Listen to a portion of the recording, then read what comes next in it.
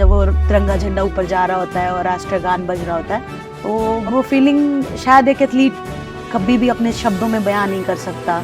कुछ लगता ही नहीं उस मेडल और उस फीलिंग के आगे।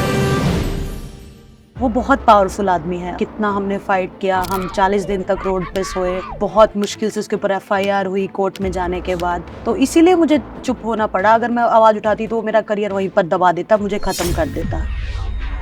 मेरा थोड़ा वी शेप बॉडी है मेरे शोल्डर्स बहुत ज्यादा हैवी है। अगर आज मैं स्लीवलेस पहन के पूरा एक गली में राउंड लाऊं ना, सबकी नजर मेरी आर्म्स पे जाएगी। तो मुझे यूं बॉडी नहीं लगता था। इतनी भारी बाजुएं क्यों दे दी भगवान। जिस तरीके के कॉस्ट्यूम था, वो सिंगलेट पहन के मैंने शुरू की स्टेट लेवल नेशनल लेवल खेलना। कोई भी देखता था तो कैसे तो कपड़े पहन रही है, ये अपने कल्चर में नहीं आता है। जैसे कि कैसे लड़का लग रही है, क्योंकि बॉय कटिंग होती थी और ट्रेनिंग स्टार्ट कर दी थी तो बॉडी मस्कुलर होगी थी। अगर ट्रेनिंग करोगे तो बॉडी बिल्कुल, और रेसलर की तो वैसे भी थोड़ा सा लड़के टाइप में दिख जाती है। और बहुत सारे ऐसे टूर्नामेंट हैं पीरियड्स के दौरान मैं खेली हूँ। क्या बात है। लीक भी हुए हैं, डर भी लगता था। सच्ची? क्यों, तो इतना प्रेशर चल रहा है, कंपटीशन चल रहा है, मैचेस आने वाले हैं, अभी किस पे ध्यान रखो। तो वो कॉस्ट्यूम पे लगने का डर रहता है। क्या वुमेन सिर्फ बच्चा पैदा करने और शादी करने के लिए पैदा कर रखी है क्या? उनका खुद का कोई अधिकार नहीं है।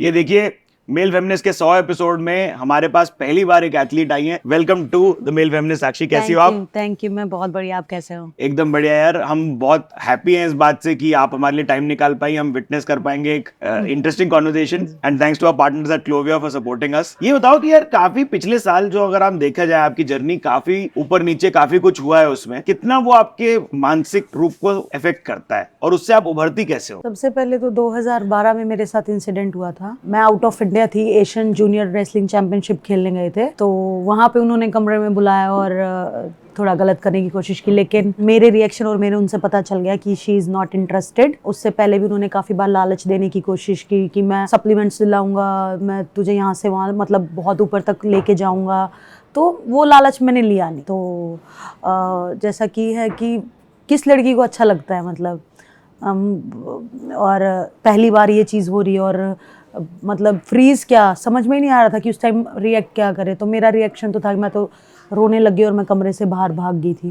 तो उसको समझ में आ गया कि शी इज़ नॉट इंटरेस्टेड, क्योंकि वो सोच रहा था कि शायद मैं लालच दूंगा तो ये इंटरेस्ट इसका हो जाए, और लेकिन ऐसा नहीं था। देखो, जो भी हुआ वो हमने एक अच्छे कॉज के लिए किया था, महिलाओं के लिए किया था, बहन बेटियों के लिए किया था, कि जो हमारे फेडरेशन में सेक्सुअल हैरेसमेंट चल रहा था वो बंद हो जाए। प्रोटेस्ट के दौरान बहुत सारी लड़कियां जो है हमारे पास आई कि हम में कभी हिम्मत नहीं हुई, हम अभी तक चुप थे। थैंक यू, आपने जो है आवाज उठाई। आपने बोला 11-12 साल बाद आपने आवाज उठाई। अमूमन लोग ये सोचते हैं कि भाई हो गया, पहले इतना पहले हुआ आपके साथ, अब आप आवाज क्यों उठा रहे हो? तब कुछ बोलना चाहिए था। 12 में हुआ और साल इतने इसलिए लग गए क्योंकि वो बहुत पावरफुल आदमी है। अभी भी आप देख रहे होगे कि कितना हमने फाइट किया, हम 40 दिन तक रोड पे सोए, फिर भी बहुत मुश्किल से उसके ऊपर FIR हुई कोर्ट में जाने के बाद। तो अगर मैं उसी टाइम पे आवाज उठाती तो मैं आज एज ए ओलंपिक मेडलिस्ट और आपके सामने नहीं बैठी होती। तो इसीलिए मुझे चुप होना पड़ा। अगर मैं आवाज उठाती तो मेरा करियर वहीं पर दबा देता, मुझे खत्म कर देता। 12 से लेकर के 2023 का समय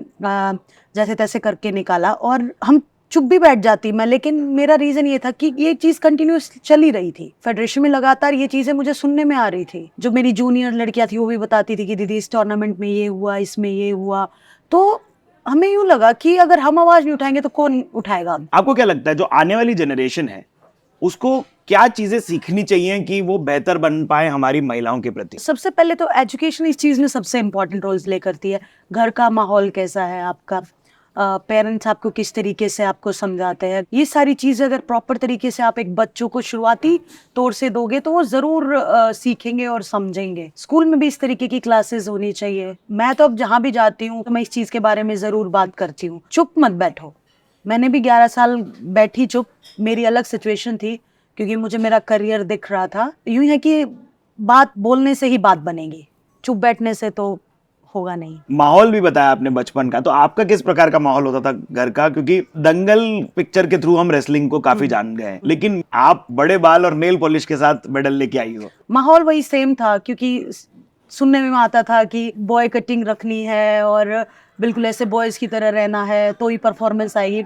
वो दंगल की तरह आप सेम कह सकते हो। पापा थे वो कैसे उनको बाल बढ़ाने पे और उन सब पे गुस्सा करते थे, मेरे गुस्सा नहीं करते थे। लेकिन रेसलिंग में गई ना तो ये बातें समझ में आने लगी कि क्योंकि सबका माइंडसेट यही था कि बाल छोटे होने चाहिए और बिल्कुल ऐसे मैन का लुक होना चाहिए, तभी तो आप रेसलिंग कर पाओगे।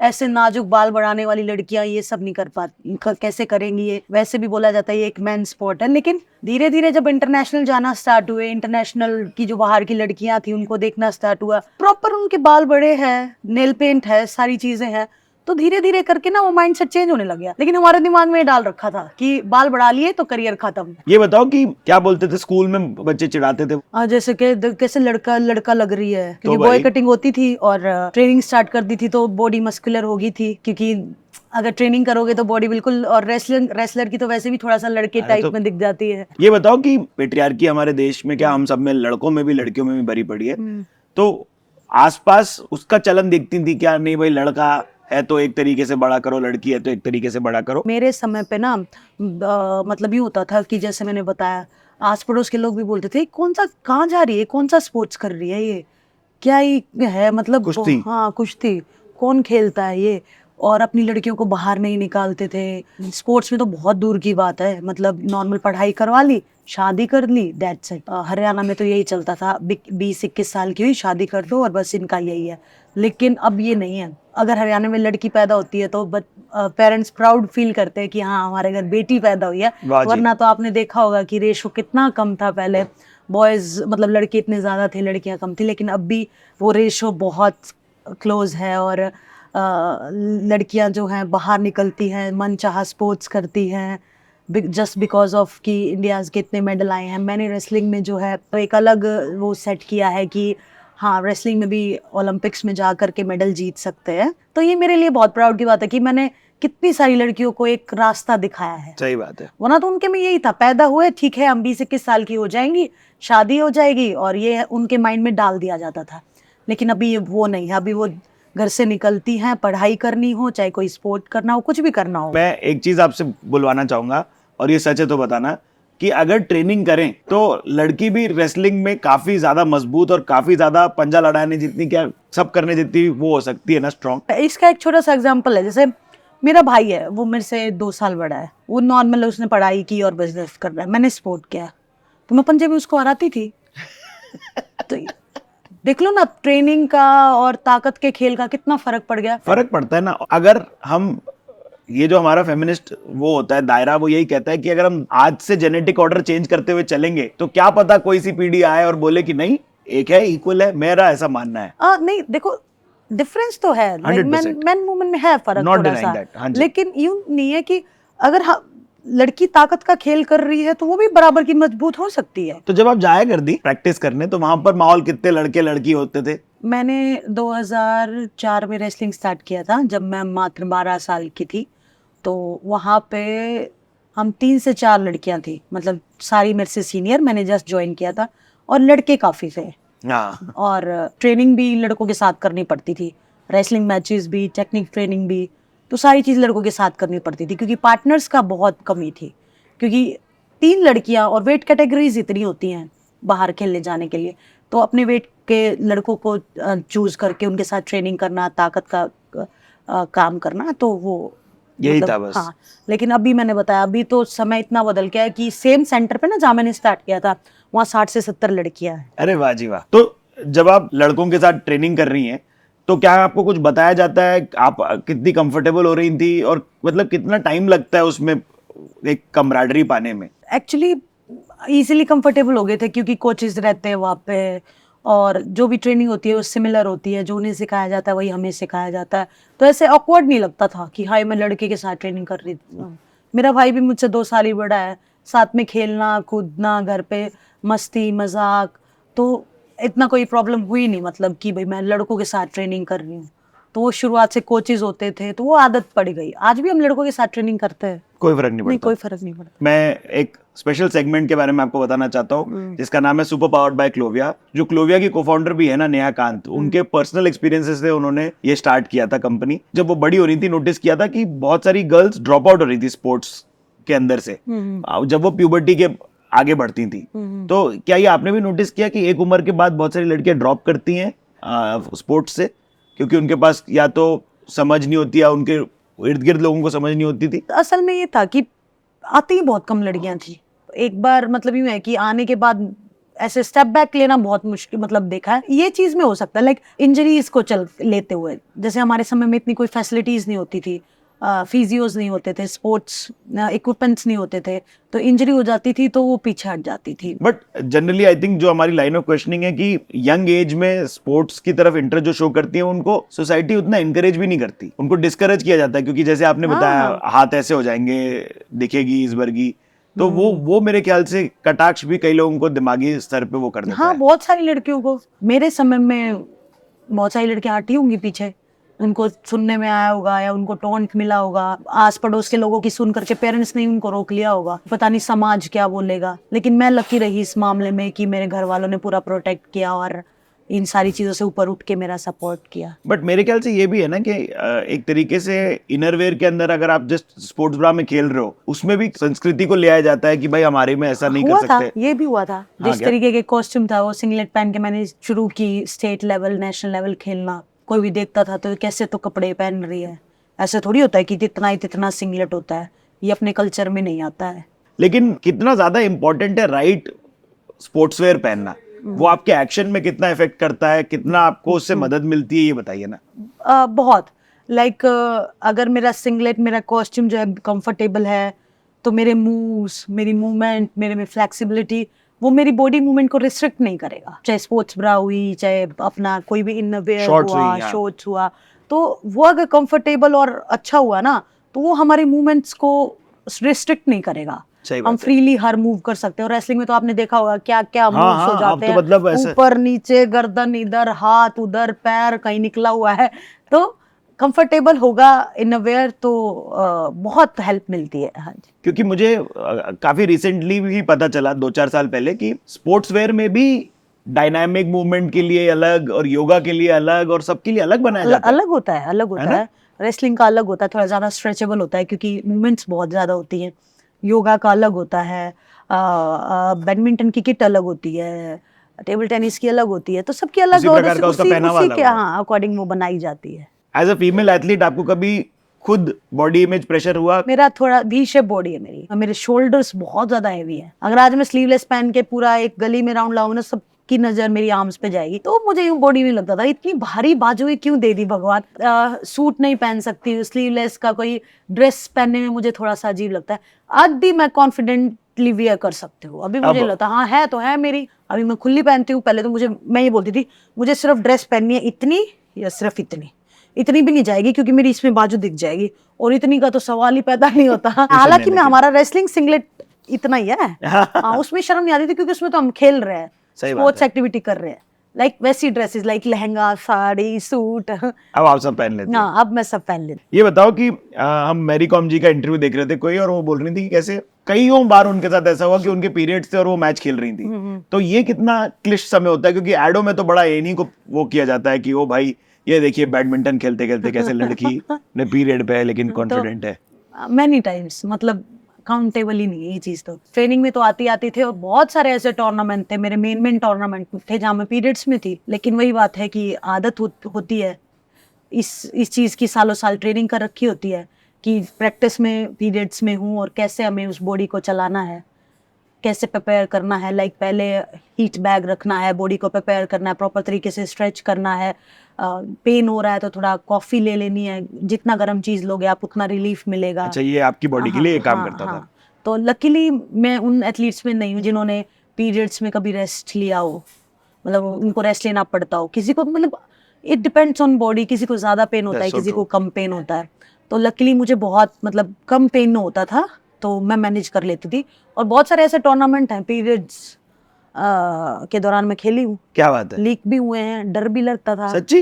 क्यों, तो इतना प्रेशर चल रहा है, कंपटीशन चल रहा है, मैचेस आने वाले हैं, अभी किस पे कंसंट्रेट करोगे? किस पे ध्यान रखो, तो वो थोड़ा बहुत कॉस्ट्यूम पे लगने का डर रहता है। तो ये सारी चीजें चलती रहती हैं। तो आपकी सक्सेसफुल महिला की इमेज के अंदर कितना आपकी ये प्रोसेस और कितना आपकी जर्नी ने कंट्रीब्यूट किया है, कैसे वो परिभाषा बदली आपके लिए? मेरे हिसाब से सक्सेसफुल होना एक अकेला मेडल डिफाइन नहीं करता कि आपके पास मेडल आ गया, ओलंपिक मेडलिस्ट हो गए तो आप सक्सेस हो गए।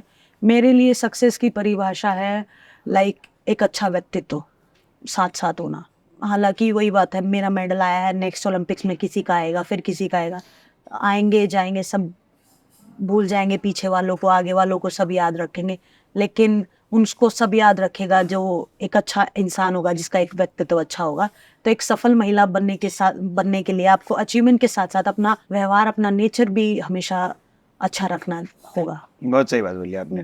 आपका सबसे बड़ा सपोर्टर कौन रहा है जिंदगी में? सबसे बड़ा सपोर्टर, देखो शुरुआत में तो पेरेंट्स ने साथ दिया, लेकिन अभी मेरा सबसे बड़ा सपोर्टर मेरा हस्बैंड है। हाँ, नो डाउट, मतलब हर चीज में, लाइक प्रोटेस्ट से लेकर के रेसलिंग करियर जब मेरा डाउन पे चल रहा था, उस समय मुझे अप करने के लिए, प्रोटेस्ट पे 40 दिन मेरे साथ सोने के लिए रोड पे, तो वो मेरा सबसे बिगेस्ट। कहाँ मिली हिंदी? वैसे हम सेम स्कूल में पढ़े हैं ना, वही तो, 8th स्टैंडर्ड से। हाँ, फिर जानती तो होंगी इनके बारे में। हाँ, वो मुझे जानते थे। अच्छा। जैसे मुझे मेरी अचीवमेंट थोड़ा जल्दी आ गई थी, अरे तो वाह। मुझे स्टेज पे जो है अवार्ड मिल रहा था, तो इनको पता था कि मेरे स्कूल में एक रेसलर है। फिर धीरे धीरे हमने इंटरनेशनल टूर्नामेंट साथ खेलना स्टार्ट किया, तब इनकी फेसबुक पर रिक्वेस्ट आई थी, तो 2013 से हमने बातचीत करना स्टार्ट किया। फिर हम सबसे पहले आमने सामने यूएस में मिले थे। ये बताओ कि ऐसा होता है कि दांव पेच के बारे में बात कर रहे होते हो आप कभी घर पे, या आप उनको बता रही होती है तकनीक के बारे में, वो आपको बता रहे होते हैं किसी एक प्रकार की तकनीक के बारे बहुत में? बार, है ना? हाँ बहुत बार। मेरे फादर इन लॉ भी रेसलर हैं, ओलंपियन हैं, अर्जुन अवार्डी हैं। ओ वाह। मतलब हमारा भारत का पहला एक ऐसा घर है जिसमें 3 अर्जुन अवार्ड्स हैं। अरे क्या बात है। इकलौता घर ऐसा है। अच्छा, मुझे नहीं पता था ये। पापा, बेटा एंड बहू। हम जैसे बच्चों को सिखाते हैं, जैसे हमने तो छोड़ दी है ट्रेनिंग, तो कुछ टेक्निक्स वो बताते हैं जो उनकी फेवरेट्स है, कुछ टेक्निक्स मैं बताती हूँ जो मेरी फेवरेट्स है। आप लोग दोनों बैठ के वीडियो देखते हैं एक दूसरे का कि भाई ये गलत किया, हाँ ये सही हाँ किया? हाँ, मैं उनकी देखती हूँ, वो मेरी देखते हैं, एक दूसरे में बताते हैं कि यार यहाँ से क्या कर दिया है, 2 नंबर तो यहाँ मिल जाते हैं, हाँ। ये 2 पॉइंट्स तो यहाँ मिल जाते हैं, यहाँ से ये मिस्टेक होगी, वो सेम मुझे बताते हैं। वो मोमेंट के बारे में मेरे को बताओ जब भारत के लिए आप मेडल जीत रही थी, और मतलब जन गण मन बज रहा है हमारा ये नेशनल एंथम, और वो moment, winning a medal for India, वो कितना महत्वपूर्ण है आपके जहन में? मैंने पूरी लाइफ, आप मान लो सिर्फ रेसलिंग में ही निकाल दी, जो एक कॉलेज लाइफ होती है, जो वो टीनेजर लाइफ होती है, वो सब मैंने रेसलिंग में निकाल दी। कभी मैं शादीज में नहीं गई, पार्टीज में नहीं गई। एक इंसिडेंट याद है मुझे, एक दिन ले गए गांव में कि नहीं नहीं बेटा चलना पड़ेगा थोड़ा सा, हम जल्दी आ जाएंगे, तेरे ट्रेनिंग टाइम से 4 बजे से पहले आ जाएंगे इवनिंग में। तो जैसे ही टाइम नज़दीक आ रहा और वो हम वहाँ से चले और मैं लेट होती दिखाई दे रही, मैं लिटरली गाड़ी में रो रही हूँ कि मेरा ट्रेनिंग लेट हो गया और तुमने मुझे लेट कर दिया। तो वो दिन, और मैं कभी फिर शादीज पार्टीज में नहीं गई, बहुत सारे सेक्रीफाइसेस किए, जैसा कि कभी अच्छी ड्रेस पहन के वही फंक्शंस और ये सब नहीं अटेंड किया। लेकिन जब वो मेडल मिलता है ना, जो आप बात कर रहे हो कि आप पोडियम पे हो, राष्ट्रगान बज रहा है, तो वो जो सेक्रीफाइसेस है ना, वो बिल्कुल बेकार लगते हैं कि ठीक है कर, कुछ लगता ही नहीं उस मेडल और उस फीलिंग के आगे। और वो फीलिंग शायद एक एथलीट कभी भी अपने शब्दों में बयान नहीं कर सकता कि उसे कैसा लगता है उस समय जब वो तिरंगा झंडा ऊपर जा रहा होता है और राष्ट्रगान बज रहा होता है। तो वो मेरी लाइफ की सबसे बेस्ट मोमेंट रहता है, वो मैंने काफी बार फील किया है। बहुत सुंदर। इतना हम इसके बारे में बात कर रहे हैं, मेरे को ये लग रहा है कैसे साक्षी फिर आप छोड़ के बैठी हो? वो कितना हैवी डे था जब आपने डिसाइड किया कि आप रेसलिंग छोड़ेंगी? हमारा प्रोटेस्ट लगभग 40 दिन लंबा चला और 40 दिन हम रोड पे सोए। भरी गर्मी थी, जो देख लो मई अप्रैल मई का टाइम था, मतलब ना कोई वॉशरूम की फैसिलिटीज, कुछ भी नहीं था। हमने सोचा कि हम ये लड़ाई लड़ेंगे, चाहे कुछ भी सेक्रीफाइस करना पड़ जाए इस चीज़ के लिए, क्योंकि जो चीज़ हमने झेली, मैं नहीं चाहती थी कि आने वाली यंग जनरेशन जो है, लड़कियाँ बच्चे जो हैं, झेले। लेकिन फाइनली जब इलेक्शंस हुए और फिर वो एंड में रिजल्ट सेम वही आया ना, फिर इतना दुख हुआ कि क्या ही फायदा है, क्या फ़ायदा है इस ओलंपिक मेडल का, क्या ही फ़ायदा है इतने दिन रोड पे प्रोटेस्ट करने का कि कोई बदलाव ही नहीं हुआ।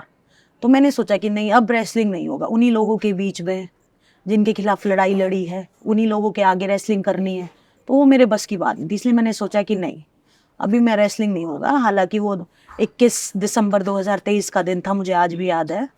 तो वो तो मेरे लिए सबसे टफ डे था ये चीज़ करना। कोई भी एथलीट नहीं अपना स्पोर्ट इतना इजीली छोड़ना चाहेगा। तो बस मैंने वो डिसीजन लिया और फिर यूँ था कि नहीं, अब इसके लिए काम करना है, लड़ाई लड़नी है। और जैसा कि अभी भी मैं उसी स्टैंड पे हूँ, मेरी लड़ाई जारी है और कोर्ट में केस चल रहा है। और जहाँ भी बातचीत करने का मौका मिलता है, सरकार से बातचीत करने का मौका मिलता है, मैं यही कहती हूँ कि बदलाव होना चाहिए, क्योंकि एक रेसलिंग फेडरेशन में नहीं, बहुत सारी फेडरेशंस में ये होता होगा। महिलाओं की भागीदारी होनी चाहिए फेडरेशंस में। अगर ऐसा हैरेसमेंट होगा तो लड़कियों को ईजी होगा वहाँ पे अप्रोच करने के लिए। अगर सब भी मेंस होंगे तो लड़कियाँ तो कहाँ जाके कंप्लेंट करेंगी। तो ये चीज़ के बारे में मेरी लड़ाई जारी है, और मतलब जितना मेरा बन पड़ता है मैं इस चीज़ के लिए मतलब आवाज़ उठाती रहूँगी। बहुत सुंदर। आपके लिए फेमिनिज्म क्या है? वो जो मेरे चीज लिए करना मेरे चाहे। लिए तो सबसे बेस्ट ये है, मेरा हस्बैंड बोलता है मैं फेमिनिस्ट हूँ। अभी घर पे भी उससे भी बोलते थे ना, भाई नहीं इतना तो फर्क होता है लड़का लड़की में। तो मेरा हस्बैंड बोलता है क्यों, क्या वुमेन सिर्फ बच्चा पैदा करने और शादी करके बच्चा पैदा करने के लिए पैदा कर रखी है क्या? उनका खुद का कोई अधिकार नहीं है? तो यही फेमिनिज्म है हाँ, यही फेमिनिज्म है मेरे लिए। तो मेरा हस्बैंड मेरा रोल मॉडल, और मुझे Green ये flag. इस ग्रीन फ्लैग इस चीज के बारे में ज्यादा बोला आई एम फेमिनिस्ट। ठीक है, very good, not signing off yet, क्योंकि हम आपके लिए हैम्पर लाए। Thank you thank you ji. आपसे मैं सिग्नेचर लूंगा। अरे मैं देख सकता हूँ आपकी किताब आ गई है। मैं तो साइन कॉपी पाऊंगा, देखिए। थैंक यू मनस्वी, क्या बात है। आप भी एक पकड़ो। Thank you. आप लोगों को कैसा लगा कमेंट्स में बताइएगा। आई एम श्योर आप लोगों को बहुत कुछ सीखने को मिला है। अगर आप 100 एपिसोड तक पहुंच चुके हैं तो प्लीज बाकी कौन से एपिसोड्स आपको अच्छे लगे हैं हमें प्रोत्साहन देने के लिए please like, comment, share and subscribe.